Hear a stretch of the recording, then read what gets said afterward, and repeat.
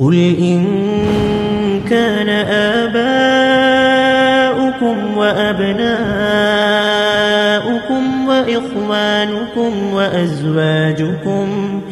وإخوانكم وأزواجكم وعشيرتكم وأموال اقترفتموها وتجارة تخشون كسادها ومساكن ترضونها أحب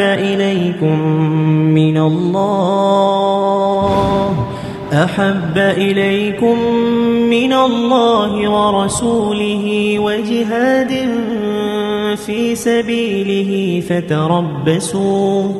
فتربصوا حتى يأتي الله بأمره والله لا يهدي القوم الفاسقين.